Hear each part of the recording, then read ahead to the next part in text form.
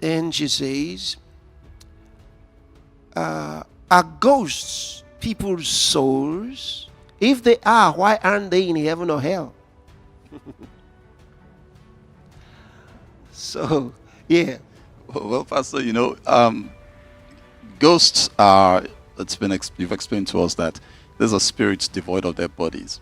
And the Bible tells us that ghosts actually exist because Jesus acknowledged.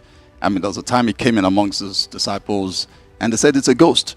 And he said, a ghost doesn't have this and that. He didn't say, no, ghosts don't exist. He explained that he was not a ghost. So he differentiated.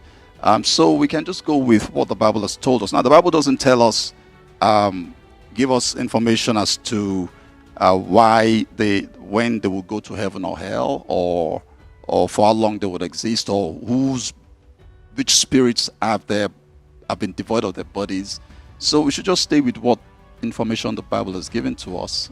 And I'm not sure that any more specificity is beneficial in this situation, because it's asking some very definite questions which we don't have scriptures to maybe fully define them. Okay, let me read something to you from the Bible that will help you.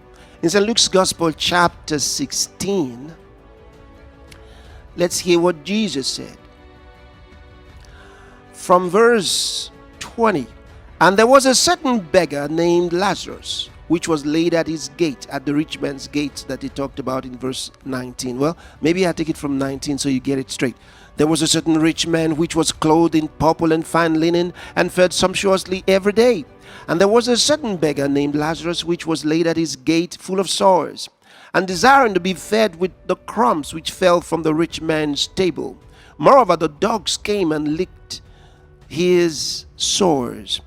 And it came to pass that the beggar died and was carried by the angels into Abraham's bosom. The rich man also died and was buried, and in hell lift up his eyes. I want you to notice something. He says the beggar died and was carried by the angels. What did they carry? Obviously not his body. Obviously not his body. He wasn't, his body, the Bible says he had sores in his body, and these dogs came to lick his body, his sores. So his body was not in good shape, and because he was poor, maybe nobody cared to even bury him. So what did the angels carry? It was his departed spirit. That's the one you refer to as a ghost. Okay? It's the spirit of the dead. That's the one you refer to as a ghost. He is disembodied. And that's why Jesus said that a spirit doesn't have flesh and bones. See, a spirit doesn't have flesh and bones. A ghost doesn't have flesh and bones. So we use the term ghost in the English, but it's the same. We're dealing with a departed spirit, a spirit that's come out of his physical body. Now, in the book of Revelation, we saw them under the altar.